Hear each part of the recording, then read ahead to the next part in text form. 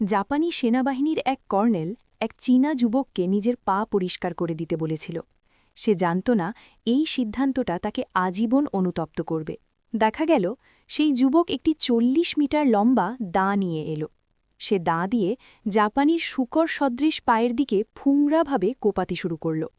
তার হাতের গতি ছিল বিদ্যুতের মতো দ্রুত, ফলে কর্নেল একেবারেই ব্যথা অনুভব করতে পারল না। এই দাঁ চালানোর কৌশল দেখে চারপাশের দর্শকেরা হতভম্ব হয়ে গেল। মাত্র ২ সেকেন্ডেই আওবেই তার কাজ শেষ করল। তারপর খুব যত্ন করে জাপানির পাটি মাটিতে নামিয়ে রাখল। বাইরে থেকে তখন পায়ে কোনো সমস্যা আছে বলে মনে হচ্ছিল না, কিন্তু কেউ জানত না আসল বিপদটা তখনই আসতে চলেছে। চলে যাওয়ার আগে আওবেই তাকে উঠে ২ কদম হাঁটতে বলল। ভয় পেয়ে কর্নেল তাড়াতাড়ি উঠে দাঁড়াল।